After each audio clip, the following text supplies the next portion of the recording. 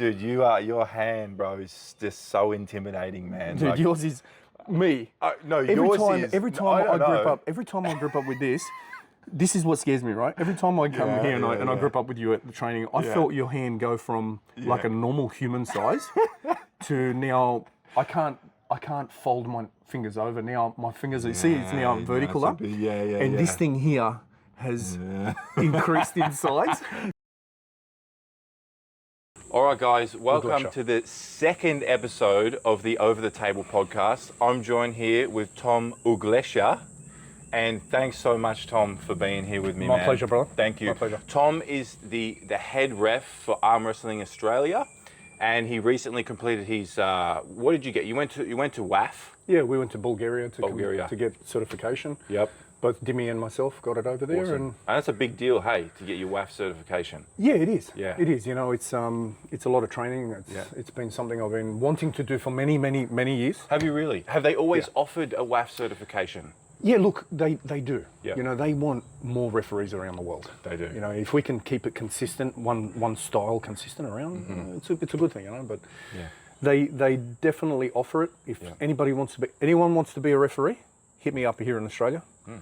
We want more. We want a nice big pool that we can just pull people from and throw them around. And Tom's the best ref. Tom, honestly, is the best ref. No, I'm not. He is. I'm just a referee. No. There's really good referees out there. He's my favourite ref because I'll tell you about my experience when I was first refed by you. So my first competition that I ever did, a month into arm wrestling, was over the top #1. Oh, yeah. I didn't know what I was doing. You know when you're a month and you have no idea. I didn't know what I was doing, man. But anyway, we're doing it now. No, it was amazing. I couldn't believe the caliber of the competition. But I didn't have anything to compare it to. So I was like, wow, this just must be arm wrestling. But over the top is an exception. Yeah, that was my first competition, and I remember I was so nervous getting up there when they called out my name because I didn't know what I was doing. And I put my elbow down and I moved a little bit, and the ref was Oz. And I didn't know Oz or anything like that at the time. And he said to me, he's like, Jay, or he didn't even say Jay, he's just like, you move your elbow one more time and it's a foul. And so I just shit myself. You know, I just was so scared. I just didn't want to move, and I got pinned twice. I was out. I was done, and I pretty much left early. I was like, "Fucking arm wrestling. No, I don't want to do this anymore." You know. So that was my first experience with an arm wrestling match. Oz was on the ball that day. He was wanting to go quick. Yeah. You know. But because I was so new, I think I was just overly sensitive. But then the next competition I was at was you refed me, and it was at Queensland State Titles. And I walked up, I was nervous again, and you said to me, all right, you looked at me and you said, thanks for coming, guys. You were like, it's so good to have you two here, you guys here. Thanks for supporting. And this is before my match. You were like, just listen to my calls. I want a fair start, and I want to have a really good match between you guys. And I was like, wow, this guy's awesome, man. It was so nice. And to see you up there constantly, just reffing match after match after match, or putting strap on after strap on after strap on. I don't know how you do it. I really don't know how you do it. I don't know myself how I do it. What drives you to go be a WAF certified ref, to and to do these competitions after competitions? What drives you to do that? Man, I don't know. It's just a little crazy. Every arm wrestler is a bit crazy, right? Yeah, 100%. You got to be a bit crazy to just do this thing. But I think I got hooked on it, early. Yep. Early in it. The moment I grouped up with Adam Stefanik. Thanks, bro. Oh, yeah. Thanks a lot. Yeah. Fitness Expo, I think it was 2013 or something like that. It was just one of those things where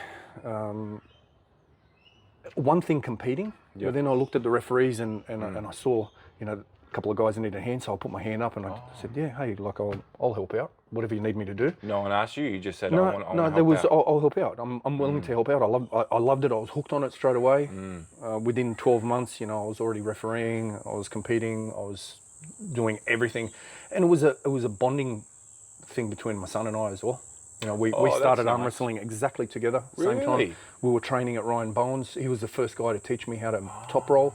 Bowen taught you? Yeah, man. He was. Wow. He was at the start of that, actually, Doug Fatafehi, he was one of the heavyweight greats, right? One of the OGs, and he goes, oh, look, there's a guy, Ryan Bowen.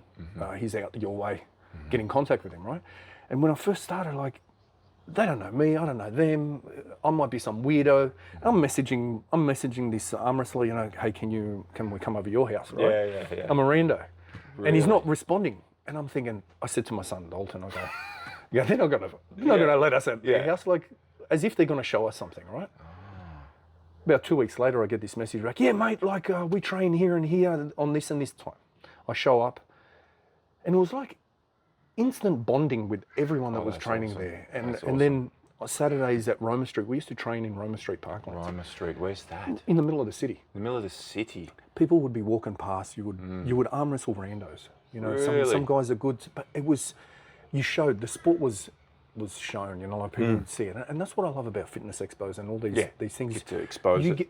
The exposure is second to none. Yeah, You know, people coming past. And anyway, so after helping out a little bit and getting really hooked into it, then I thought, you know, I love this. So I started arm wrestling harder and training harder and then, you know, still competing and refereeing, you know, and just a couple of refereeings here and then a little bit there. It was actually Jason Deng showed me. Have you ever met Jason? Never. Bro, I'm not racist. I'm not being racist, guys, all right? Yeah. But He's a freak. he's the most Aussie Asian dude you're ever going to meet, right? So when I spoke to him first time on the phone, it was like, he says, this guy's an Aussie for sure. Yeah. You know? Oh, I see. And then when I met him, But then, I went like, wait, hold on, Jason. And he even says, he goes, it doesn't match, does it? Yeah. It was good. That's awesome. And he actually was the first guy to show me how to referee and what to look for. And then he showed you how to referee. He was the first guy. So to show Bowen me. taught you, and what was this guy's name? Jason Deng. He Jason showed me Deng how to referee. showed you And how to then we referee. had a WAF certified ref around the 2014, 2015. John Bowley, I think his name was.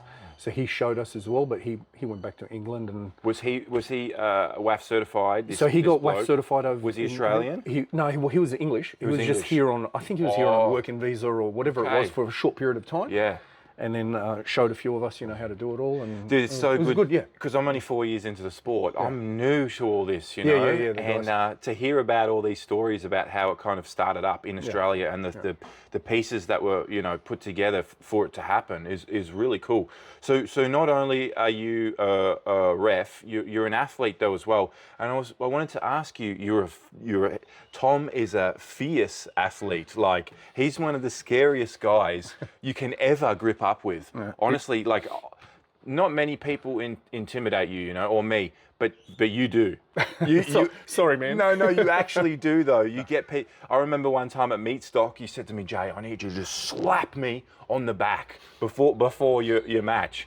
And I was like, all right, but then you looked at me and you're like, but not too hard. And I was like, damn it, I don't know what that is, Well, you know. I'll tell you on that, right? Yeah. So I never used to get slapped on the back. And then Lachlan Adair, he goes, slap me on the back. So I slapped him. Yeah. I went, give us a go. And he slapped me on the back at an Arnold's. And I went, oh, this is good. So my next thing, he goes, I'm gonna hit you, right? And I said, yeah. And he slaps me, and he hits me right on the freaking center of the back and puts my back out. So I went into that match with my back was out, literally out, and I'm like going on there. That's why I said to you, slap me, but not too hard. Yeah, slap me hard, but don't freaking put my back out. That's so funny. Yeah. And I remember that Meat Stock as well. That was when I started to, like, I don't know, that competition, I really started to, like, make my I just went leaps and bounds above where I was, you know. And I was beating everyone that day in my weight class. I was doing this top roll thing, and I was just beating everyone. I was on fire. But then I stepped up to the heavyweights because I won my weight category. Stepped up to the heavyweights, and I beat a few people there. But then I had to come up against you, and I was pretty confident against everyone that day. But Tom walked up to me. I just saw him just dip his hands in the chalk, walked up to me with just chalk still coming off your hands, bro. And I knew what you were going to do. That's a telltale sign. You're not letting go. You're not letting me slip. No. You know, you want to hold on. But what did I do anyway? I still try to go for the sweep. Right? And so I pretty much just gave you my thumb, and you just reefed it down to the pad, man. It was crazy. And after that, I was like, damn it, I knew what was going to happen. I should have just dived in. Should have, right? Yeah, no, I should have just dived in, or I should have just actually had a match, you know? Yeah. And that happens with a lot of guys. Yeah. You say that too. I see a lot of boys, they try and slip where bro, you had that. Yeah. You could have definitely won that. Why? Why did you go? Or if you knew you were going to go to slip, why didn't you just ask me to put the strap on?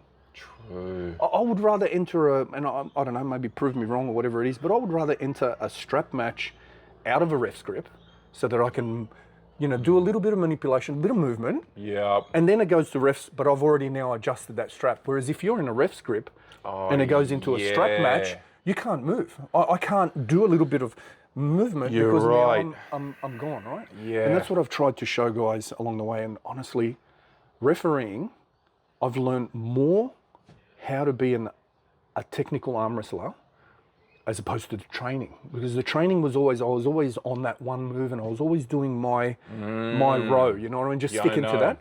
Whereas as reffing, I would watch, anyone from Lachlan Adair to Mate Warengi and these elite freaking arm wrestlers. I'm reffing them and I see them just move a little bit. Devin used to say, it's not a massive movement. No. It's just a little tweak. Just that little bit of movement, you got the advantage. Yes. Just move that little bit, that strap, that's your advantage. Yeah. And in a ref's grip, you can't move. No, so you're saying don't go there. No, if you're going to go to a strap, go out of a ref's grip, man. Go to the. So how would we do that? Yep. Hey ref, we've agreed on going to a strap. Let's go to a strap, right? Yeah. That's one easy one. You don't like going to strap though, do you? Or do you? You don't mind strap? I don't mind strap. It's not you. But if we're gripping up and you're going to bitch out, right? I don't mean it like that. If you're gonna do the thing, I'm gonna do this. and I feel confident, I'm going to hold on. I'm going to pin. Yeah. I'm going to bring it down. And how many matches you see that guys lose because they don't know how to slip? Well, it's fear, and it's. It is a fear thing, but this is what I say to the guys when we're training. Know what you're going to do. Yeah. Go up there and do it. Mm-hmm. Don't get scared by their thing. I had a match. I don't know if I should tell you about this one with Torben. Yeah. So I had this match. Queensland titles. Yeah. Oh, I think I might have seen it, but yeah. Yeah, it was against Torben. Yeah.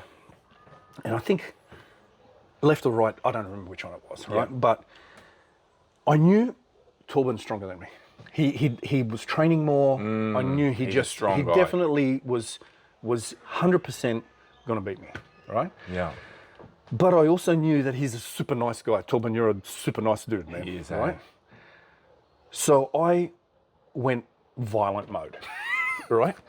So I walked up to the thing and I started getting in his face and I threw him off his game. Yeah. And because I threw him off his game, I was able to beat him. And then afterwards he comes up to me and he goes, hey dude, are we all right, mate? I go, yeah, but I threw you off your game, right? And that worked. It worked. But then that doesn't always work, believe me. Oh, I know where you're going with this. I had a match with Fatali. And I said, now, he's a bit of a warrior, that guy, right? Yeah. So I've gripped up with him and I'm like, mate, you did well. I love where you're going. I love what you're doing and all this stuff. I said, but I'm going to effing smash you now, right? Something along those lines. Yeah. And I literally felt his aura go from, hey, man, hey, cuzzy, bro, that sort of aura to, I'm going to defeat you. He just went from that to that. And I went, okay. I got to use different techniques with him. Especially on these Islander guys, man. Right. When you refed our match, me and Ponna, we had that match. Yeah. I wanted to trash talk him. I wanted to get him in his head, but I was like, no, I'm not doing it, because if I do that against him, I know he's going to get stronger. Yeah. You can't do it with it's some different. people. Some guys you can't. Most of the Polynesian boys you can't do that. You can't do it. I learned the hard way, right? They arc up. Hey. They arc up. They're not afraid of that confrontation. Arm wrestling is a fight, man, and I don't know if you can ever. I think you can go into it sometimes a little bit calmer, not having to react so fast. Like, I think you can approach things a little bit more chill sometimes, but I think overall you need to be heightened and in fight mode. You really do, and you need to learn how to control that. Because when I watch even Milo the Rat, as crazy as he is, he's winning matches that he shouldn't be winning just by putting his body on the line, and just his winning spirit is actually carrying him through these matches. Yeah, well, you're having a fight, right? You're having a fight, yeah. You're not going into that match wanting to lose. No. And that's what I say, even as the ref, and I've seen guys that go green. When they get up there, they get so scared of the match. yeah. They're not sure. So I try and calm the boys down when they're up there. I can see as if they're doing the Elvis Presley dance as he's walking up with his legs, I know he's a newbie and I'll calm him down a bit. Yeah, yeah. But a lot of the times I see two guys that this is going to be a great match. Yeah. But one of them, his head's not in the game. You can see it. He's walking up. I want to see a great match. Yeah. And I know that he deserves to have a great match. Yeah. But because he's been talking with his mates down there, he's a little bit nervous. His head's not in the game. So a lot of the times, while I'm strapping him up, if it's, let's say, Queensland titles and we're going towards the finals, it's their last match to see if they're going to be in the finals, right? I'll say things like, guys, don't F around. You know that this is for the state. This is bragging rights. I've heard you this say is for your clubs, right? Yep. And I try and motivate them a little bit, as much as I'm allowed as a referee, which I really shouldn't say anything. But we are newer here. I'm trying to get the guys, you know, like Trying to get calm, people out their shells, yeah, you know what I mean. have great matches. And I get guys come up to me. I think Sam Burnett came up to me once. I did that for him once, and he goes, "Because you did that to me, it clicked me into gear, and I won that match and went to the next section." Yep. And I've done that for heaps of guys, and that's what I want my referees to do as well. While we're here, yes, we don't do that overseas, you know, like at WAF, like, you know, those elite levels, yeah. But we also got to get people involved. We've got to get people wanting to keep moving. If someone's constantly losing, it's not fun as well. You know, it is. You do learn, but there comes a point, you know, that there's a couple of boys there that were losing a lot, and you know. I got a lot of respect for the blokes that lose, you know, that they show up, they only have a win here and there, but they're really trying. There are people out there that are like that are training every day, and they show up to comp and they just can't get that. Tom Dwelski. I don't know. 3 years straight. Really? Not one match ever. No came to way. From Sydney, came to every Eka match, and he goes, I think I was driving him to the airport. Yeah. And he said, no, I'm done. I don't want to arm wrestle anymore. Really? And I said, no, dude, just stick out with it. You're nearly there. I can see. You're just there, right? Following year, smashed it, won it. Really? Yeah. And he came up to me afterwards and he said, bro, that talk we had, you know, it definitely went awesome. far. And it's like we talked about earlier. It is a team sport. Even though you're up here on your own, you're in your own head, blah blah blah, on competition day. It is so much. We're all connected, and it is a team sport. Even from the refs with the athletes, like you were just saying, and stuff like that. Like we're athletes as well, man. Yeah, I know. We're all athletes. We're not paid referees. What are your accolades? That's a question I was going to ask you. What are your accolades? Have you won a Queensland state titles? Have you won nationals? Because I don't know. So I mean, I got hundreds of trophies and shit. Do you? Yeah, okay. like I've always placed top 3. Yep. You know, first, second, or third all the time. I think my most highest was California state title.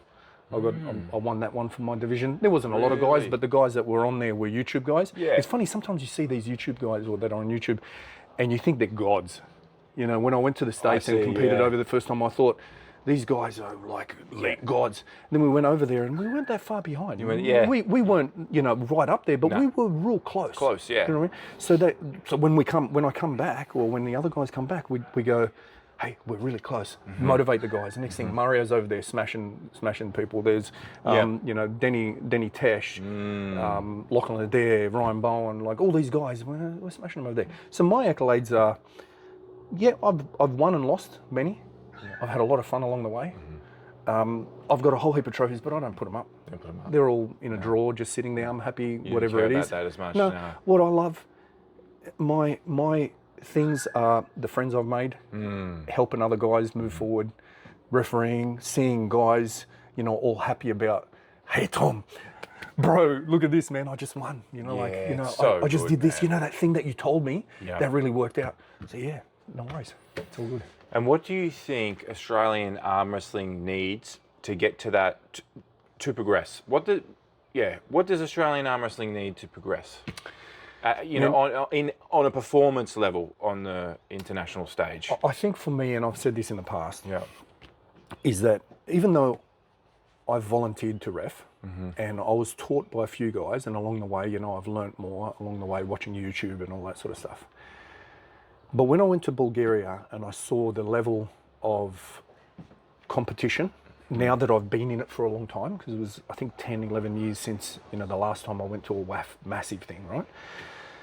The level that they're at, the professionalism from the way they walk in, the tracksuits they wear as a team, the way the referees work with the down ref. So like, I used to think that a down ref was just, bro, can you just do this for me and I'll do everything, yeah, right? I know. It's absolutely not like that. It's not like that. It's such a team between the referees. Those guys over there are amazing.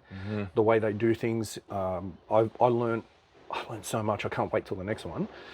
I've made so many friends. I think that if we tighten up the rules on a WAF zone, there are many other things. I think AWE is doing their style. There's room for all of it. There's room for all types of arm wrestling. It doesn't matter, right? But if you want to go to the Worlds, and for you to improve, one, our referees need to tighten up. Yeah, for sure. So you need to know exactly what the rules are, and it's not enough for you to just read the rules. You have to experience on the table. So guys that train and that don't compete, in the comps through the year, are doing themselves an injustice. 100%. You have to know what it's like. That it's not only this you have to know what this guy is asking you to do. Yes. Because as many times I'll say, open your hand, open your hand, open your hand. He doesn't hear me because he's not used to it. He's so nervous with what's going on here, he doesn't listen to what's going on here. So I think that tighten the rules up, the guys will get more experience with that. Guys actually competing, train and compete. Doesn't matter, you're in it for 2 months, 3 months, that's plenty knowledge that you can go into an amateur comp, give it a crack. And super matches and comps are different. Different. So would you like to see for Australia the WAF rule set fully implemented at AAF's competitions? Well, it is. It is already. But that's what we're doing. We always had WAF. It's just that we weren't as strict as what it was. But now, because we've got more interest, we've got so many members around Australia now. Brisbane, Queensland alone has, I think, 10 clubs. That's crazy. That's crazy. Devon couldn't even believe that. Hey. Yeah. That is so awesome. It's awesome. It's good. Like really awesome. When I started, we were just a couple of guys here and there, 10, whatever it is. And I think at the start there was Brendan Downs and Phil and all the other guys, from Melbourne, from New South Wales, Queensland, trying to get together to do something. I come in on a little bit of the wave there, and I've had dedication and fun and everything with it. But moving forward, I would like it to be a little bit tighter. So to move Australia forward, Australian arm wrestling forward, we want the stricter WAF rules. I like how you talked about the professionalism as well, like uniforms and stuff like that, and Clean just that cut. team. And that's like my idea behind everyone coming on the bus to Toowoomba. Having that team thing. I really want to try that and see what that does for everyone's mindset coming into the competition. Because I've always driven up on my own completely. Wearing a powerhouse shirt. But I want to have that, like, we're all together and see what happens and if it elevates us, What you guys are doing there at the Powerhouse is kicking goals. Thanks, mate. Thank you. And I said this before. Every sport has a grading system. Martial arts. This is a combat sport. Doesn't matter how you look at it. It's a combat sport. It's a one-on-one combat sport. It is. But there's a team behind you. There has to be some sort of. I think that there should be some sort of grading system. I know that some of the clubs overseas, like when I was in Bulgaria, I spoke to the Kazakhstan guys, and they've got a grading type of system. They do. Yeah, it's not what we know or how we know it, but they know that these guys will never arm wrestle with these guys until they go through these guys, or they're going to train with these guys first before they go here. There's all this sort of stuff, and they know. And the way that you guys are now, you're about to implement, or you're implementing now, where amateurs over here, beginners, intermediate, first people, whatever it is. If you're the first person in through the doors, you're not going to put him with a beginner. No. You would put him someone with an advanced guy that knows it's not going to hurt him. It's going to teach him how to start pulling, softly and gently, you know, so that he comes back, because we all know that pain, right? We all know that pain, right? Up to 6 months sometimes. Oh, yeah. You know, I know when I first started, dude, I was a presser. And then, you were a presser, dude. I was like, but my arm used to be. I'd look away from it, and right. And You'd then actually use I your literally bone. thought, honey, I can't work. Like, I went for an MRI. I don't know how many times on my shoulders and stuff like it. And the doctor goes, no, there's nothing wrong with it. Yeah, but you're certain the pain's so bad. That, Whereas the guys now, we learned all that stuff from YouTube and you know, getting Devon out for a seminar or you know, all these elites. 100%. Whereas now, just about every club has an elite guy in there. You know, I classify you as one of the elites here in Queensland. Appreciate you know that. I mean? I'm on my way. Yeah, no, we've got it. Lachlan Adair. Yeah. You know, he comes to the powerhouse. He loves our club He's at the a moment. wealth of knowledge. I that know, guy, I You know what I know. mean? He is. You've got Jordan Davis. Yes. You know what I mean? Any club that he goes to, I tell you, if you're a beginner or any grade, just go up to him. Go up to him and get any information you can off that guy, because he is unfreaking believable. He's technical. I think he's got to be one of the most technical guys here in Australia. Yeah. I would love to learn from Jordan. I've messaged him, but I think he's just too busy. You know, He's like got a family life. I know. He's doing the dad thing. He is. He's doing the dad thing. But yeah, even Lachlan is on this tear at the moment of just like teaching. You know, he's got all these concepts in his head that are finally coming out, and that now that he's not as competitive, you know, well, he's not. I think he's just now. I feel what I can see is that he's now bringing Australia up. I feel it too. Now he knows he experienced what he experienced over there. Whether he wants to continue competing, I don't know. I haven't got a chance to speak to him. Sorry about that. No, I'll turn that off. Cut it out. Yeah. But I do know that he's now going to bring people up. He is, man. I actually had a phone call with him about 2 days ago, and he said to me, "I want to do a seminar at your club." And I was like, why not? That's awesome. We've not done that before. It's going to be like $20 per head or something. And it's called, he said he's got a name for it, arm wrestling, the full body sport. 100%. You know? And I just thought that's... His theories are good. Yeah, his theories are good. Like, even this theory... Oh, I won't say it on camera. Yeah, don't worry. Let him do it. I'm going to give away... But I'm the same... Just the thing, people tell me on Instagram, they go, dude, you're giving away way too many things for free. You're giving away way too... But I can't... But like, that's, you know... That's his sport, man. That's his sport. It has to happen. Yeah. I don't go into a competition going like, I'm not going to... Because some people don't even like you filming them at training because, there's a competition in 2 weeks. I don't want to show anyone my move or whatever. Yeah. I honestly don't care. I don't know if that's stupid or what. No. I just still think at the end of the day, if I'm stronger, I'm going to beat you. You know, if I'm better, if there was $100,000 on the table... maybe if there was $100,000... I'm shutting up, right? And I'm probably giving a couple of dollars to the ref, you know what I mean? But yeah, I agree with you. Yes, I'm sharing as much as I can. Everyone has, and I think at the start that's what really hooked me in. Yep. That we had the likes of, and I'll use Devon, and I've really thrashed his name in the past a lot, where I've messaged him at the start when I first met him here, and then he's over there. I said, "Hey, dude, I've made these implements," and I sent him a little video, and he responds. That's crazy. And gives me advice. That's awesome. World champion. Telling me stuff, around Giannis. There's no sport that I know of that will pass on that style of information. There's not. It's like it just needs to grow. It's like from the roots, it just wants to grow. Mate, it is grown in Europe. It is grown in America. Mm-hmm. In the US. It is growing in Africa. You know what I mean? Like wildfire. Yeah. India, have a look at what India's doing with it. That's the majority of my audience is Indian. Right? Yeah. Why is Australia not as big as that?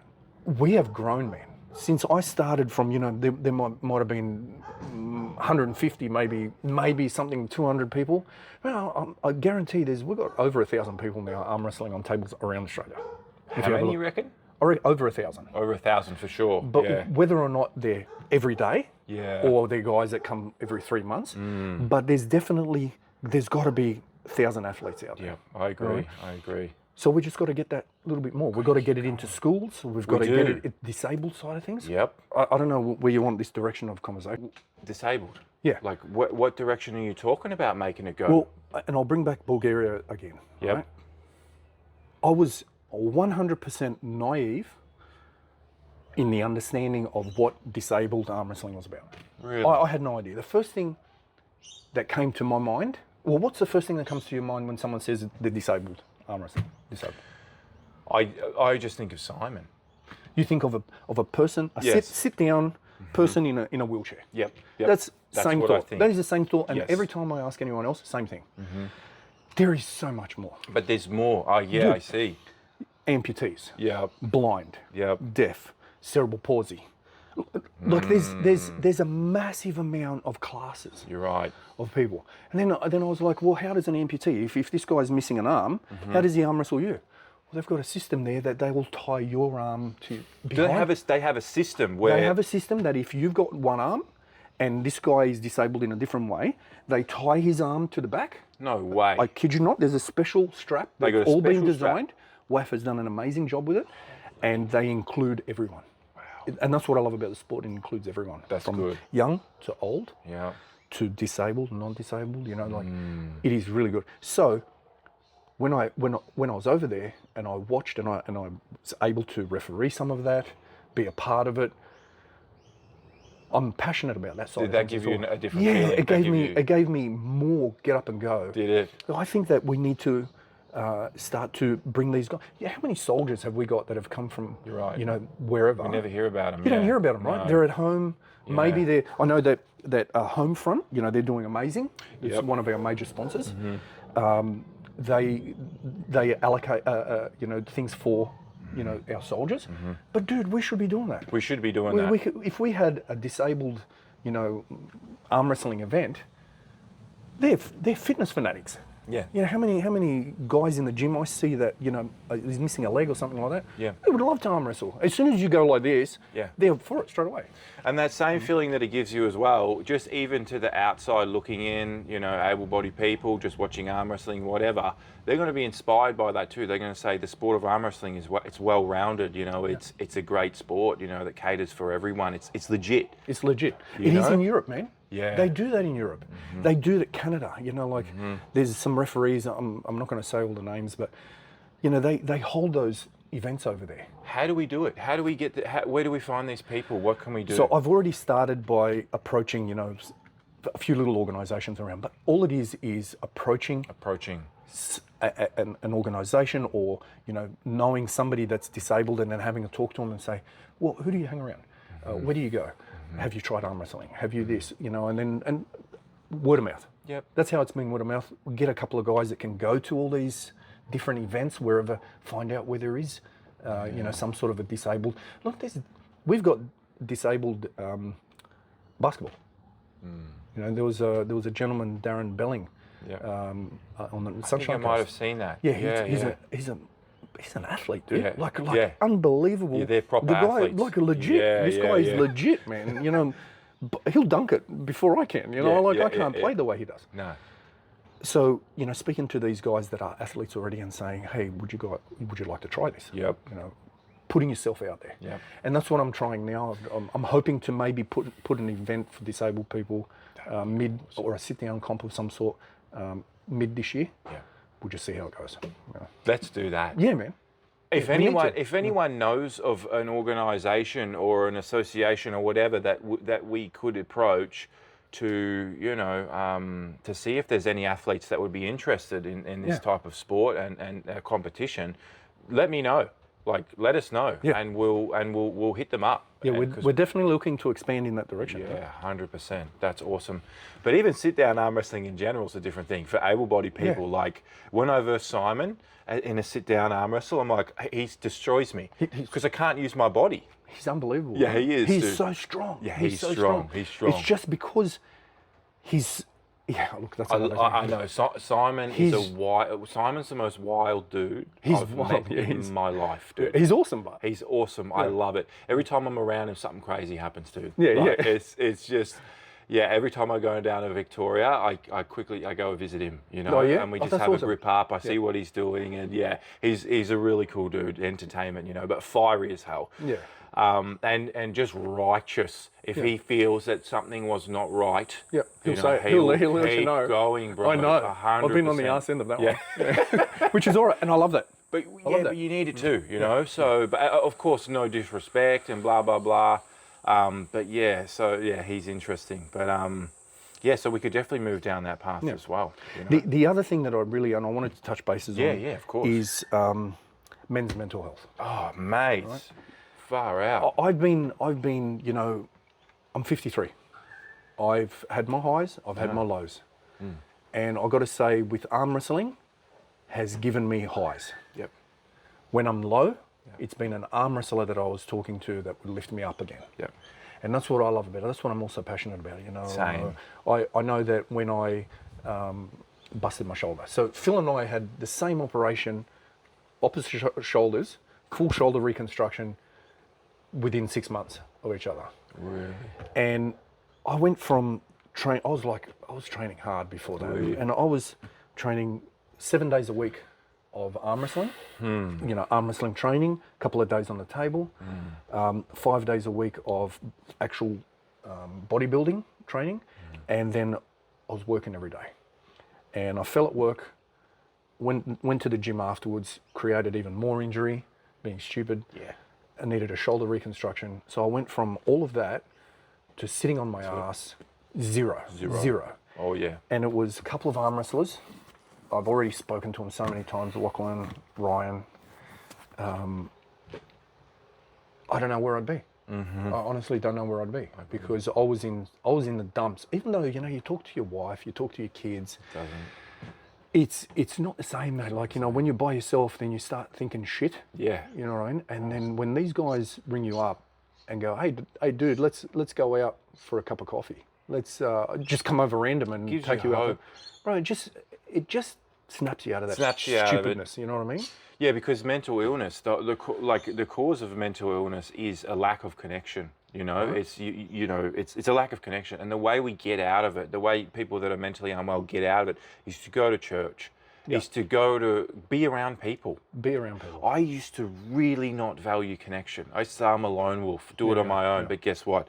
I was also an addict. I was also mentally unwell, like so badly my whole life, and what got me out of that was church, was connection, was arm wrestling, was connection. This sport, I honestly, hand on Bible, I would say this sport has saved my life. Like, I'm not kidding you. I 100% agree. I can't imagine what I would do without this sport.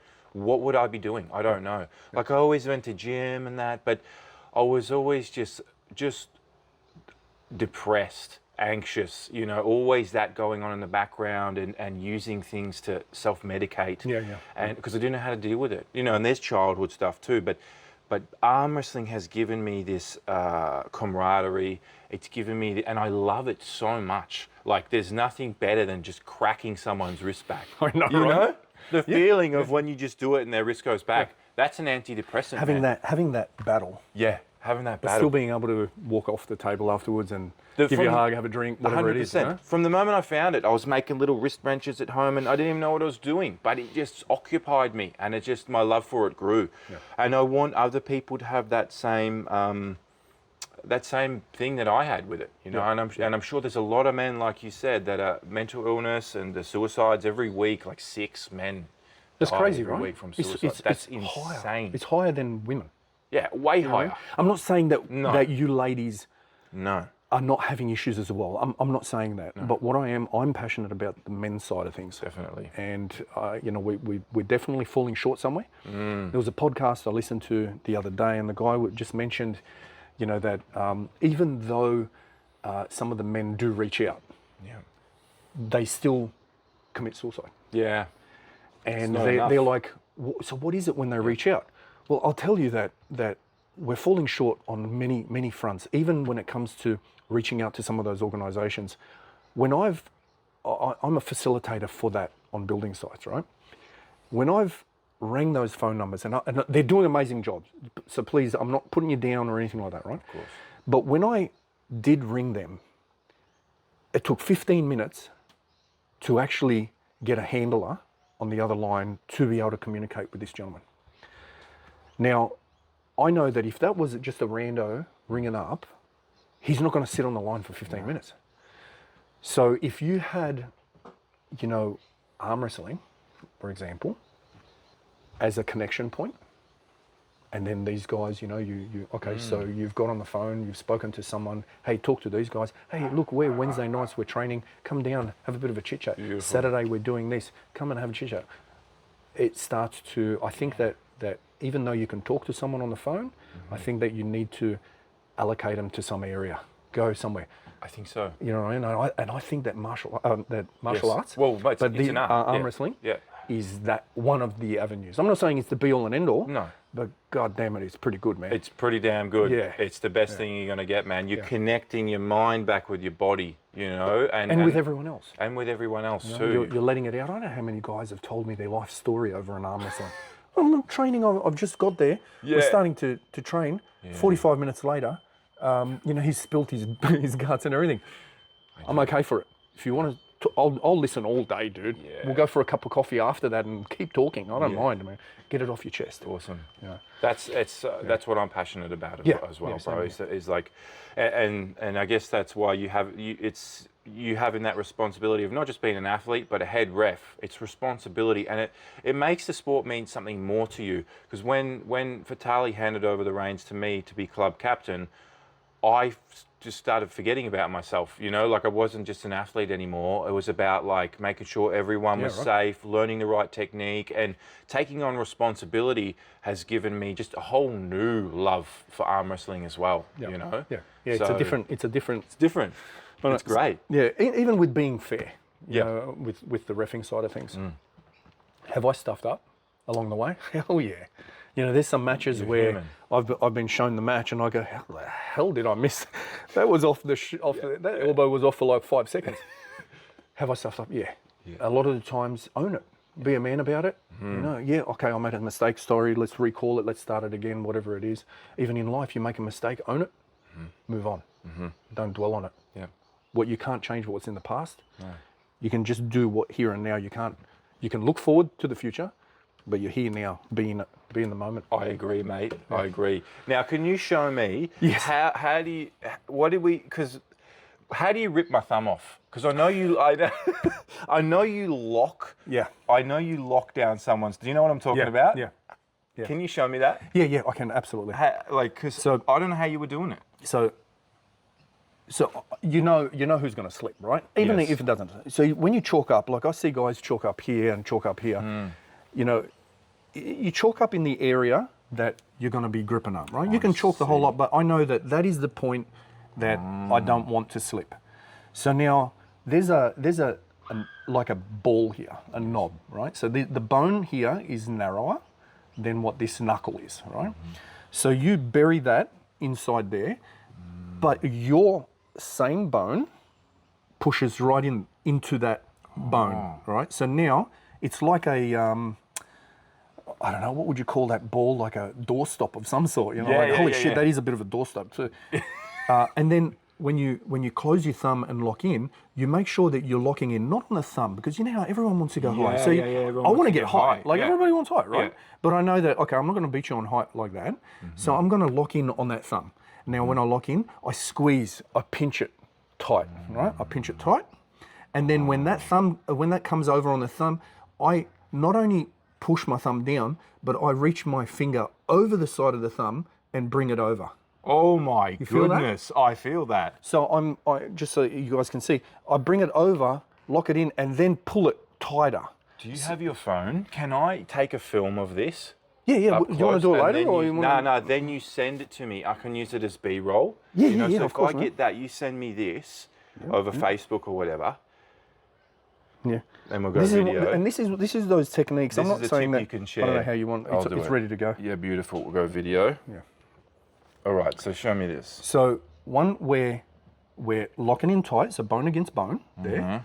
Then when you don't go too high, you want to stay within that region of that narrow section. So now when this finger comes over, you're not just pushing down, you're pushing down and pulling this way. Sideways. So now I'm doing that.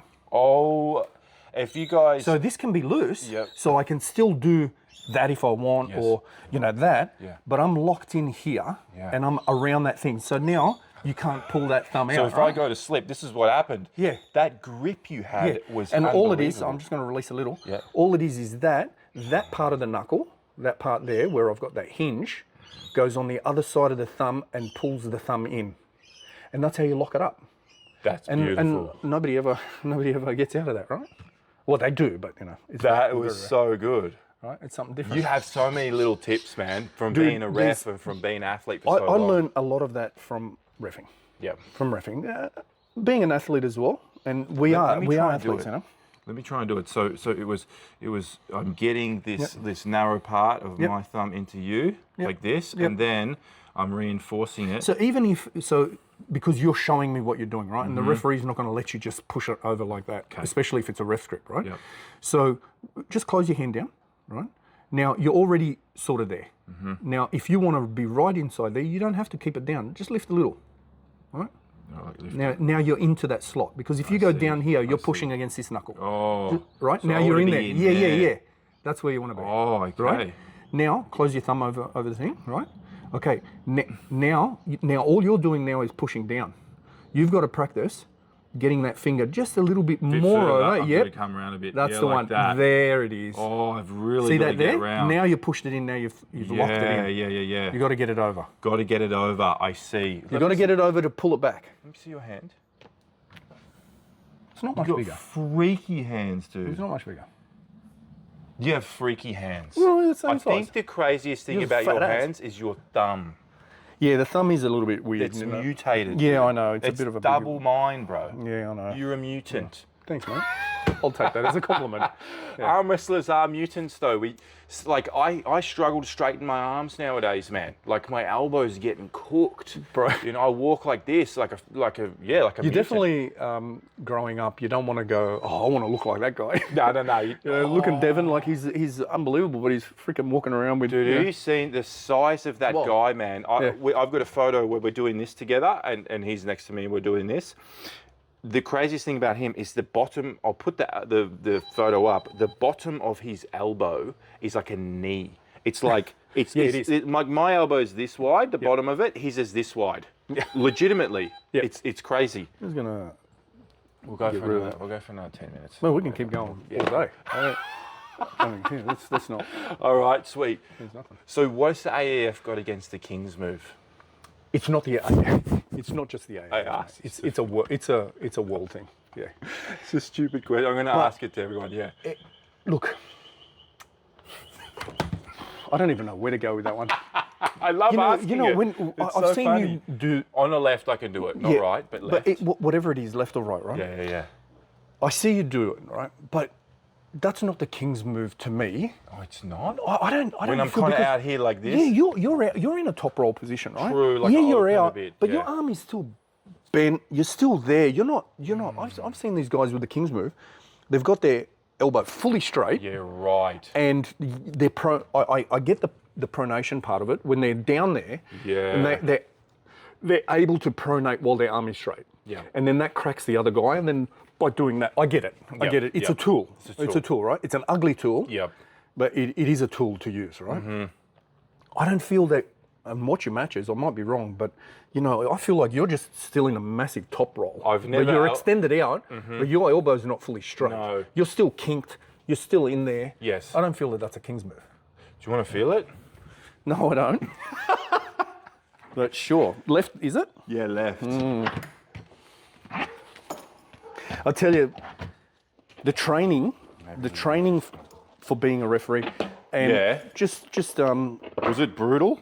I'm going around, just so that you guys all know, I'm going to each state maybe a couple of days before each state comp, not meat stock, but each state comp, and just doing a reffing seminar. I completed the first reffing seminar. It was a very loose beginner style seminar in, I've never done it before, man, in South Australia. Hats off to the South Australian guys. You're all amazing, man. What Matt Conley's doing over there and Dave Stockbridge and all that stuff. Really good, really good. Just tighten up that reffing, right? I know you're all going to hate me. They're good blokes, but man. no, they're awesome, man. I think I've done it right. Imagine if you did it wrong. Yeah, I know. That's crazy, eh? Yeah, you want to put it on that side, and I'll help you there. I'll hold it. You're giving yourself the buckle. Yeah, I don't mind, man. Because Unbelievable. It doesn't. You're a selfless man. No, you know why? Because you can cheat more when the buckle's on your side. Oh, here well, we go. I feel like you. I thought you were selfless. Yeah. So you're giving me. There's no way. So you can cheat. Is it? It's up high for you. Yeah, it is. It is. Why does it feel shitty for you, this strap? I don't have enough strap down the bottom. I'd like it around my elbow, please, if you could. Do you want to fix it? No, not at all. You do you think we're just doing a little bit of whatever it is here? I was saying to Phil, I reckon that this here needs to be the face of arm wrestling instead of a hook. Yeah, okay. Okay. But that's not a king's move. Feel it? The pressure of the kings is... Yeah. Oh my God. Yeah. You know? Yeah, it's that. That's all I'm doing. Yeah. If I can get this... But that's not a king's move. King's move would be that. Yeah, you're right. Like that. right That's down a king's here like move, that. down here. And from there, you can definitely kink it. But right? I don't like it. Once I'm there, it's done. But you know what, man? It's over. No, it's not, dude. You don't reckon? No, it's definitely a tool to be able to have, especially if you can keep that humerus, parallel up and not drop it down. When you get down there, you can twist. You can definitely twist someone's wrist and cock them.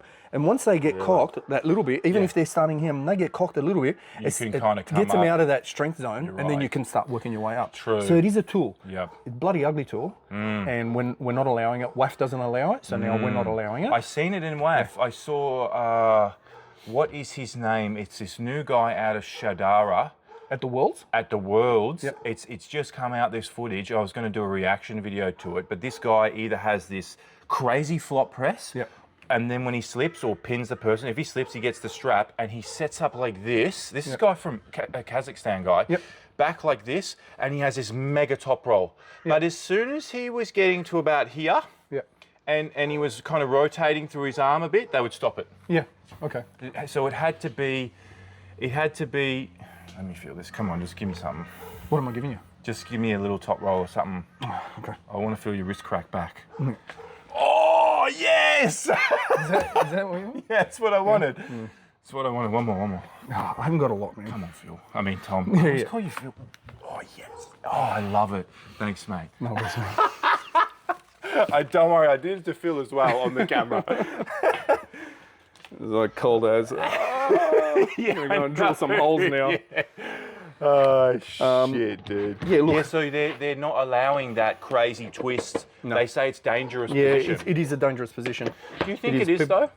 I think that guys have injured tendons and stuff from that, Oh, you know, yeah. because it's that last, you know what it is? It's that warrior mode. Yep. I'm not giving in. I don't give a fuck what. Yeah. I've gone to I'm losing. You're right. What am I going to do? Like, am I going to lay down? Am I going to be one of those bitches that go? Yeah. And I shouldn't say that, but am I one of those guys? I've seen guys arm wrestle, and they go, and they get to here, and then they just go, oh, I'm losing. Yeah, That's you're it. right. Or It's are you a freaking battler where you get that arm and you're down here and I don't give a shit. You're going to have to break my arm. Yep. And the next thing that I'm doing, I might be here. I've opened up, crap, Yes. and I've just cracked it. Because you know what it is? It's an end range of motion. So if you just stay there and keep everything like that, see, that no longer rotates. And you're twisting I'm now your twisting it, body and that's what I'm saying. create that. Yeah. But because that's it. That's that end range. I know, it's crazy. If he's super strong, which a lot of the times he's got you there because he's stronger than you, you've now gone like this and you can go pop up. Yeah. You can I break agree. things. You can damage shoulders. Dangerous. It's a dangerous. It is a dangerous. I agree, but if we were going to talk about dangerous positions, do you think that flop press is a dangerous position, or do you think it's less dangerous than a king's move? Because it's the opposite end of the spectrum. It is. I mean, because it's using your same joint kind of thing. It is. It's not it is, rotation, but it's. But the flop press does get pulled up as a dangerous position when the arm or when the hand is out of the movement and he's looking away. So if he's doing a flop press and he's doing this thing, he gets called up for it. That's a dangerous position. So they will stop the match if he's kind of if you're in a dangerous position and it's all the way up, that has to be stopped, restarted, foul, whatever it is. All right. Yeah. But you have a look at what's a really good flop presser at the moment. Jerry Cadaret or Jerry. Camille Camille, Jablonski, yeah. Right. But even look at Jerry, man. He doesn't out here, mate. Nah. He's got it contained inside here. Yeah, he's flopped it down, but he's in here. He's in there. You He's know got what I his mean? shoulder behind it. He's got alignment. He's inside his shoulders. You know, it's very rare they're outside. But then again, these boys are elite. Wow. You know what I mean? They so could when they do get that. to elite, you know, do you stop them? I know it's hard. You know, boxing, you know, there's only X amount of rounds when you're an amateur.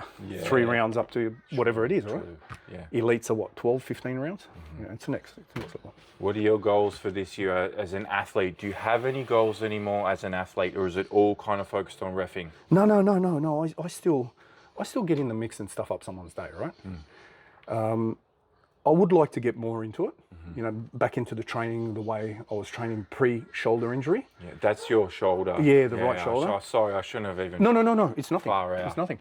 Yeah. But I think refereeing and just organising a couple of these other sort of competitions, like I said, the disabled side of things and whatnot, I'm definitely passionate, you know, men's mental health, disabled people, trying to organise, you know, more down that path, being a bit of a role model to, you know, some of these younger guys. If we can get into the schools and stuff, you know, I was in the city the other day. Schools is the go, man. Is it? Oh, dude. If we can get into schools.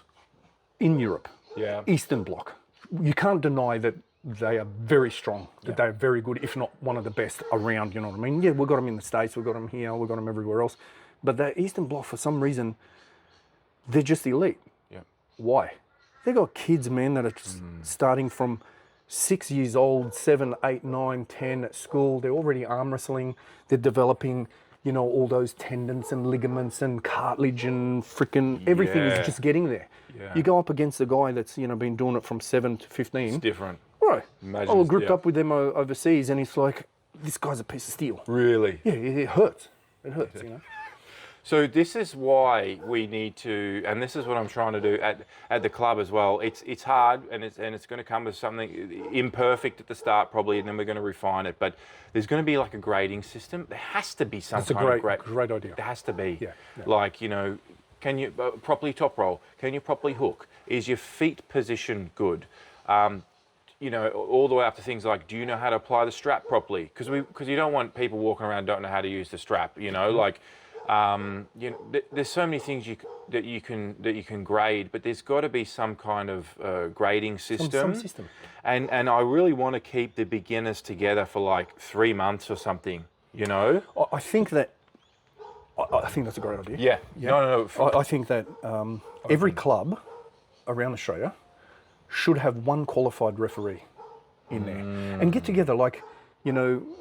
Let's say it's $100 for a reffing course. Yep. Right? You get a shirt, you get a strap, you get qualification, AAF for qualification, right? But your team, say there's 10 of you that train all the time. One guy doesn't mind being a referee. Pay all of you guys, chip in a couple of dollars, get him to get qualified. So now you've got that guy that's putting the strap on you. He's showing you this is how you put a strap on, this is how you train with the strap every time, you know? He will want to get strapped as well, then he shows you guys how to strap. Right? Yep. But having beginner and beginner only together could be an issue. I know what you mean, but it's always supervised by an instructor. Like, that's they different. just do their drills together. You know, like drills like this, drills like where I'm just going to lift you off the table, then you lift me off the table. Yep. Then we do this 30 times or something. Yes, and then yes. You know, stuff like I agree with that. And they just do it together as beginners. You know. I agree with that. Because if we're going to grow as a club and we're going to have 12 tables double in the hall, and there's maybe 10 newbies under 3 months, and we don't have any structure, they're going to get lost in all of it. There's a lot of people in there, and I just don't want the newbies gripping up with that top guy, then that top guy, and then he's telling him this, and then he's telling him that. Because a lot of the things people have said to me is like, what was confusing when I first started was so many people telling me information different overload. things. Yes, and I kind of want to develop like a solid thing that they learn at the start, and that's the basis that they build off. You know, I agree. And it's teaching me stuff too, because I didn't go I don't even do it myself. Some of the stuff that I'm thinking about. So I think it's This is how you lose. Yeah, exactly. That's right. But if we're going to get it into schools and it be a part of the curriculum, then if the school says, all right, cool, you got this sport, you think that's going to help kids, blah, blah, blah, what do? You know, what's the training drills? What's the this and that? And if we don't have that, developed, they're not going to look at us, you know? Yeah, we've got something that we developed years ago. Really? Show me. Yeah. I'll Let me see. I'll introduce you to the guy that developed it. Who was it? We'll talk about that later. Okay. Yeah. I don't know if he wants to even be on the screen at the moment. But yeah, cool. There definitely has been an attempt to enter schools. Has there? Yeah, it was, I'm going to say, going back 7, 8 years ago. Wow. And that crew got into the schools. I think they got into one school, maybe 2 schools. But we were so new, right? Still back then. Not enough members, not enough people, not enough attention to arm wrestling, that it didn't really take off. Yeah. I think now is the could time. be a good time. Now is the time. Not for primary school, but it would be like 6 to 12, or like high school, yeah? Or No, even man. primary school? I think that even daycare. Imagine, Bro, dude. like, you know, go shopping, mums and dads, bring the kids here, and there's all these little arm wrestling tables and little implements and you know, little maracas with steel ball bearings in them, you know. You know what a story was?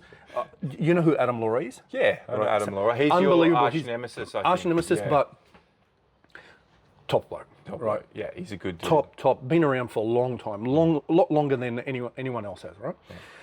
And there was a story going around because his dad was very good as well. Like his dad was unbelievable with all of it. You know, really supportive with him. I used to love watching the way he would film him, and they would talk about what's going on. It was really cool. Good. But the story went that Adam was that good because his dad, when he was a toddler, got those little shaker things, drilled it out, took the little plastic things out of him, put steel ball bearings in there and gave it to him, and that's how he developed his top roller. So that's the story. That's the story. That's what's going around. That's whether it's true, Adam, or not, man. Correct me, man, but that's what I heard. He's freaking top roller. Yeah, He's got a exactly. hell of a strength. What does he have? He's a top... How does he... Mate, he's an all-rounder, What dude. does he do? Like, how does he beat you? I don't know. Because I want to know how to beat you. Look, how to beat me? Yeah. Dude, it's simple. It's simple. How do I beat you? I'm a top roller. Okay. Right? But you don't know that I'm going to top roll you. Okay. Nobody knows, right? So yeah, but I do. I said this to a couple of guys. You always You top do at the roll. moment. No. So let me I explain haven't again. seen you do so anything else. Back to the start of the conversation where the intimidation, right? Yep. Okay. So you come into the I comp. see. You come into the comp, and you know in your mind you're thinking I'm a top roller, right? So now we grip up. Yep. And what am I going to show you? So we're gripping up, and I'm going to do. Oh yeah. Okay. Yeah. Yep. Yeah. And the referee's like, And I'm gonna guys, I need center. I need center, and I'm hooking you. I'm coming in for a hook. And in your mind, Now I'm going to start switching into. you're going to this. go like, oh, he's going to hook me. Yep. And I'm like, hey, you can feel that, eh? You can feel that. And then we grip up, and then boom. All right, and I hit it up the top, right? Yeah. So a little bit of trickery coming up. Yes. But if you wanna beat most top rollers, like if it's that style of top roll, you know, there's other types of top rolls. Yeah. Just focus more down here on that joint. So you reckon go for it a little bit? It's lower? not a big tweak. Look at that. From there, just there. That's it. And that you hold nice and firm. Yeah. And I'll just apply pressure. So there. Yep. So up here. Yeah. Oh wow. Right. To There. Just there. That's all it is. No. That's all it is. way. You're not. That's it. That's the same. That's the same. Exactly the same. That's all it is. It's where you anchor that. A lot of guys don't realise that you have to anchor. You have to anchor. There's all these different techniques and all this sort of stuff, but you have to anchor. And a couple of things that I've noticed, a lot of the boys don't train this lower half of their hand. You know, they train up here and they do all this stuff, but what about the anchoring here? You know, try and... So you're saying that the lower half of your hand, these bottom fingers, are the anchor. No, this is your anchor. The pinky is the anchor. But how do you, because it's weak, how do you strengthen that? I know there's techniques that I'm not going to tell you how to strengthen it, right? But yes, I will after camera. Right? But there's ways to assist this, right? Just like when you're at work, you need someone to assist you with the heavy lifting. Yes. Well, how about, right? If we're anchoring here, and I know that that's too weak. Let me what I'm gonna about take this? Hang on, mate. if you want to? I really do, mate. It's just people. You're going to have a shitload of editing here. Nah, it's going to be fine. How do I get... Sorry, guys, if I'm talking too much as well. No, it's great. Can you get the camera on for me? And talk about assistance. Yeah, we're good. I'll film. Yeah. All right, now. So how do you assist this pinky? How do you assist it, right? So if I've gone here and I'm nice and tight, keep your fingers tight like this, right? If I know that that's not strong enough and he can peel through it, why don't you just drop that a little bit over the top of it? Wow. Just there. Now, both of them are now anchoring on the point. You understand? Can you feel the difference? I can feel the I'm bite. not applying any more strength, but it's now biting more there, right? So now I have more of an anchor point. You know, just not more of an anchor point, but more strength. It's just assisting that little little pinky a little bit, you know? And that's where it comes together where, look, there's a couple of guys that are training now and keeping, you know, the fingers tight and all that sort of stuff. Yeah. Which is 100%. They are so on the money with it. Yeah. So on the money with it. So I would know that I could potentially, I could stop your top roll a little easier by gripping just that little bit. Any top roller, you know, there. But then you've got to watch out, because if you come too low, I may want to do something different. You might just come here. Yeah. I've opened up. So you've got to find that happy medium. You've got to know that we're here. You know, like I know, just drop it down, and just before maybe the go, just slide it down a little bit, or already start there. Because if it was there, if you were down there, I'd be feeling uncomfortable because I'm really high here. I'd be like, oh, you move me. I'd be trying to kick you off it. Oh, I see. You know what I mean? And you see guys many times, you know, they're gripping up and they're doing this thing, and they're trying to kick them off it. Yeah, they're trying to kick them off that spot, because it's Yep. it's that rotation point. You know? These lower fingers are very important for containing the person. 100%. And then I feel like once you have them contained, you can if you want to do your top roll, you can do your top roll. You can do whatever. Or you can turn them in. Yeah. But I find that pulling through here, what you do, is the best technique for protecting being turned in. Yeah. Do you get turned in that often into a hook? When's the last time that happened to you? Oh, I do. You do? I do. Yeah, I get my hand turned up. You know, do? I'm not the greatest. By who though? Like Mario or something? These boys are like next level, right? Yeah, they are. That's what I'm saying. saying. They're next level, you know. I hit Mario, you know, now. Before it was like, yeah. Now I hit him and he looks at me like, you know. Yeah. And I love it. They're on another I love it. level. I see these boys, you know, like they get on another level. Yep. But what happens to a lot of top rollers is, you know, they try something and then they end up like that. Their palm goes up, and then you're stuffed. You know, now you're battling, and then you've got to try and. Yes. But like like you said about competition though, that's a different thing. I logically know you're going to top roll, that you're a top roller. But once the ref's there, once the atmosphere's there, once the pressure's there, and you just do a few things, you can get mind controlled really easy into thinking, okay, he's going inside now. Oh, I have to do something else, blah, blah, blah. Yeah. Throw off your game. Yeah. I was going to relate it back to something else. But yeah, competition is a different thing. It's a different thing. You know that, like, there's the guys that are really good at it and there's the guys that are not good at it. One guy who I always rate really highly is Jonathan Ellis. You know Yeah, him? I know John. Freaking body from hell. Strong as an ox, dude. His lifts are stronger than mine. Yep. Stronger than like 99% of people. Bicep curls, pronation. Yep. Just he's strong as you see his physique. Yeah. But every time he goes to competition, I give him a handshake or something, and he's cold. He's cold. He gets nervous. It's like. He goes, bro, I'm so cold. And I'm like, how are you cold, dude? It's warm in here. It's like adrenaline has taken the blood away from his... And he never, I don't think... Of course, he's beat me in competition before, but I don't think... I feel like I rate him a lot higher. I feel like he's one of those guys that could kill everyone, but I watch him lose to some guys. I'm like, how did you beat him? You know, there's some people...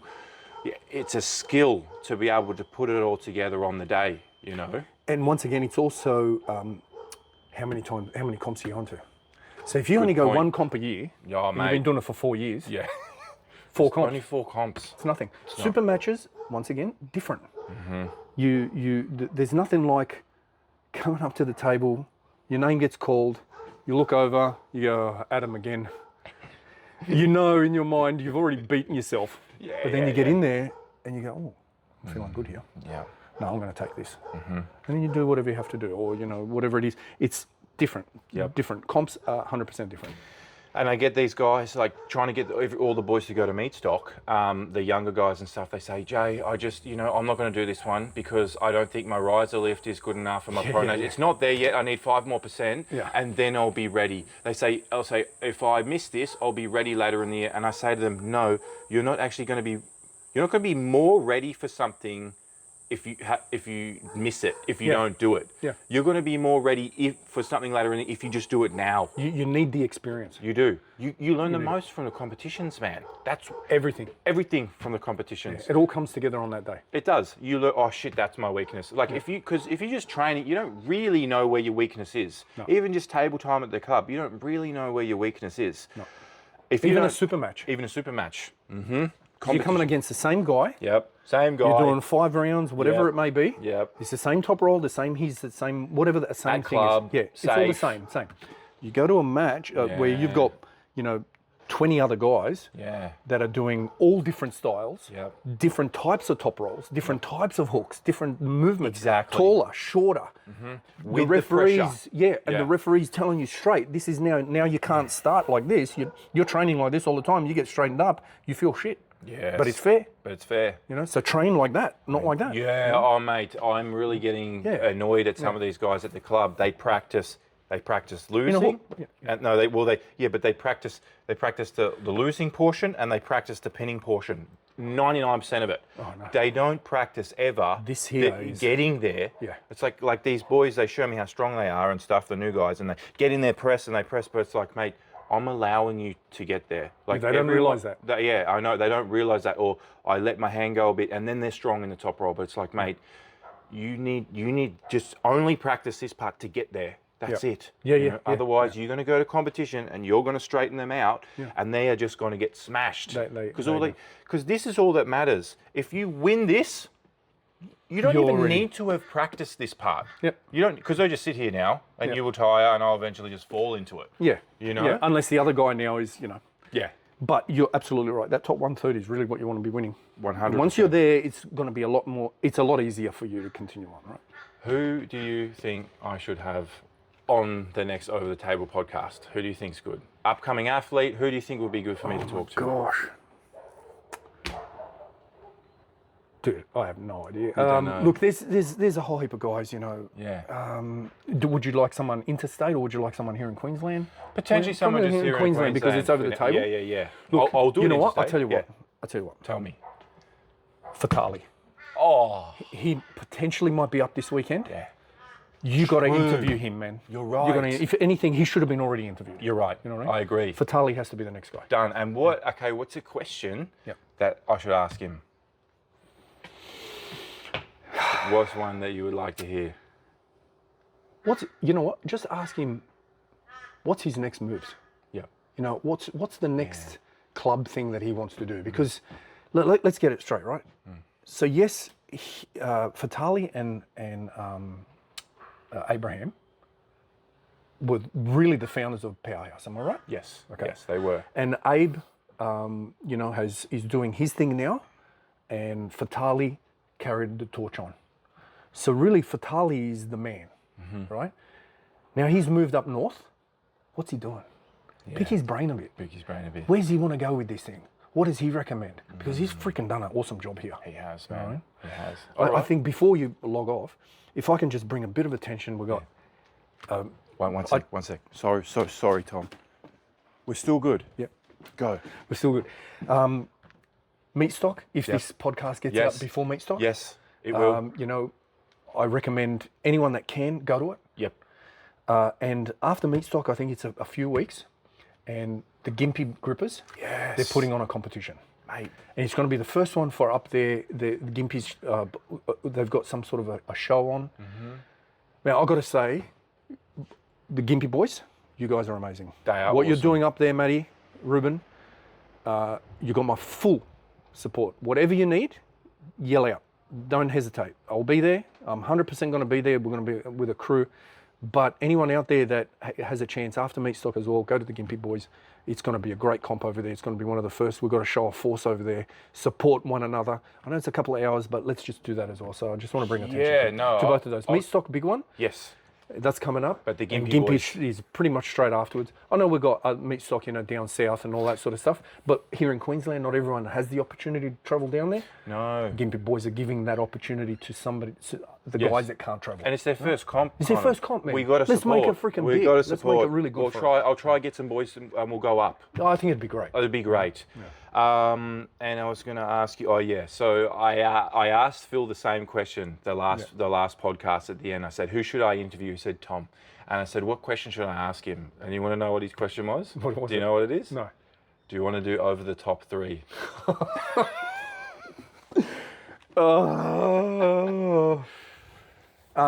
My mind. Is telling So. No. I want to do it. You want to do it? I would love to. And it's not just me, dude. It's the committee. The committee, AAF committee guys, come on, man. You guys are amazing, right? Everything that's being done there. It's a team. Yes, Phil does it behind the scenes, mate. Unbelievable. Oh, I know. He does, right? I know. What I do a little bit, it's just what you see. It's just not You that do much. a Right? lot. It is what it is, right? A lot. But the committee does the whole thing. But it is a lot of work, man. It's a lot of time. And I know that people, I get phone calls, messages, especially this last one. I put up a post afterwards and I just was overwhelmed with how many people actually offered, right? Yeah. Do I want to do another one? Yeah, I do want to do another one. Am I tired? Yeah, I'm tired, man. Do I need more help with it? Yeah. Do I have some ideas? You got a moment? Yeah, let's go. So, and I know that it's all about this. Yep. So we need sponsors. If we're going to do it again, out of my pocket, out of Phil's pocket, massively, it's a big venture, right? If we can get a little bit more sponsors, my ideas are things like what missed out on this one. So the very first comp, I was so tired I forgot to bring the Perspex table out.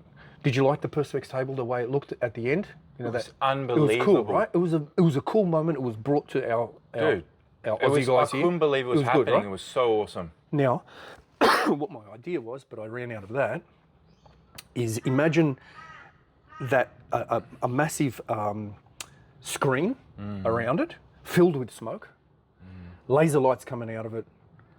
As it lifts like this, it was night, lights shining, announcing the guys, all the finalists up the top. This thing rises, the smoke bellows out over the stairs coming down, laser lights hitting it, sponsors, all this sort of stuff. This table exposes itself. The athletes come up as they walk up. Now there's no smoke. Athletes come up. They're now gladiators about to, challenge themselves. That was what I ran out. So cool. That is just one of the things. So yes, do I want to do another one? Hell yeah, I do want to do another one. Do we need sponsors? We need sponsors for what we actually want to do. And we are world class organised events here. When we put an event on, it's not just your backyard. There is room for that, that's where we started. But we need to elevate ourselves to another level. And I think over the top for Australia was a definite step It was up. incredible. But seeing what India's doing and what these other guys are doing, the way they put their events on, we can step it up even more. Really? We've got a committee that has ideas, man. We got ideas coming out of our asses, right? But we need sponsors. We need sponsors. That's sponsors. the main thing. Hey. Yeah. All right. We'll leave it at that then. Brother. Thank you so much, Dude, Tom, for being a part of mate, it. any day, any time. You're a legend. It was Love such a good convo, mate. If anyone ever Thank needs you. to talk about anything, ring me anytime. Anytime. This guy, what a legend, man. Thank you so much, Tom. Thanks, boss. Dude. My main things there that I wanted to project across. Yeah. Men's mental health, we did. We did good. I wanted to acknowledge the guys in South Australia. Yep. Because that was good. Completely out. Right? Mm-hmm. I wanted to acknowledge that Phil was out of pocket, for over the top. He said that in the last one, yeah. Right. Oh, yeah. We're both out of pocket, mate. I know. Fuck me. He's, you know what I mean? I don't care. I know. Over the years, we've always been out of pocket because we want to. We're always out. When I put a comp on, I want to surprise guys. It's not honestly, man. It's not about me. And that was a question, when the three of us were standing around, and I don't want to let Phil down. The other thing that I wanted to say was that if I'm in a comp, I've put the thing on, and you walk into the thing, right? And if you walk in and I set it on the stage at over the top, Yeah. right? And you walk in and you go, holy fuck. That's what I did. I know, not just you. Heaps of people did that. Yeah. That's it. I can go home now. I'm done. I did what I wanted to do. And I want to bring that to our guys here. Well, I'm not rich. I'm just hanging in there. But I find I've got a very supportive wife, and I should have said something in there, but... still going. Oh, is it? Yeah, the mics are still going. I've got a very supportive wife, very supportive daughter. Like, family is, for me, big. Anything that I've wanted to do, she's said, do it. Let's do it. You can do it. So I have. And going overseas, I got to see and witness and feel that comp feel. You know, that I'm arm wrestling next to Devon. I'm pinning this guy and Ron Barth is looking at me, you know, or, you know, that sort of thing, you know. So cool. It's so cool. But there's guys here that are just living day by day. They don't have $20 in the bank, but they still arm wrestle. They're not gonna have the... I'm not That's all of us, kidding bro. though, That's all dude. of us, man. That's all, we've all been there, right? Yeah. But they are not, at this point in time, going to have the opportunity to go overseas and experience you're that. right. They're You're not right. everyone No. gets that opportunity. No. So if I can put True. on a comp I see what that's you at mean. their caliber and bring it here so that my boys, my people, because this is my people, this is my community, this is my fucking country, right? For them to experience it, then hey, I've done it. And that's what I've always, and that's why we put on Over the Top. That's why every AAF comp that you go to, when we put it on, we try and elevate it from shitty trophies and just this to a little bit better, to better banners, better tables, better this. So when you walk in, you get that little bit of a, oh fuck, this is all right. Dude. This is something different. That's where I've always been. That's what I love about it. Mate, and that's so awesome. I'm so inspired by that, dude. I really am, bro. It's good. This passion and stuff, I'm trying to be a part of it, and I want to What do you mean expose trying? it. Dude, you are amongst it. Like, you Thank are you, one of the thank key you. guys. Thank you, mate. Honestly, Yeah. dude, what you guys are doing, what you're doing, and taking the reins now in the powerhouse. Yeah. Bro, that's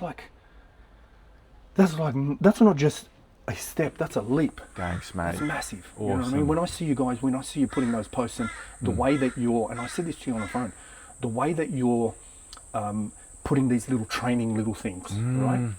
Dude, we've needed that. Yeah. Yeah, and I've said that yes, we've got guys overseas that don't speak English the greatest, they're doing their version of it. Yeah. But for fuck's sake, mate. I know. It's Well, not- you're an Aussie. Yeah. We're Australian. I know. Let's do it our way. Do it our way. And That's then when what we I'm go thinking. overseas, Yep. it's no more where they're... It used to be, when we went to the first comp, mate, they were definitely laughing at us. By the end of the competition, they were in awe and they came to us and told us, they were in awe of the way that we supported each other. Really? They didn't have that, mate. Wow. At Malaysian 2014 World Championships, we had a team of, I think it might have been about 15, 16 people, under 20. When somebody got up, we were all cheering, Aussie, Aussie, Aussie, oi, oi, oi, Aussie, go, yes, you know, like, and just cheering each other on.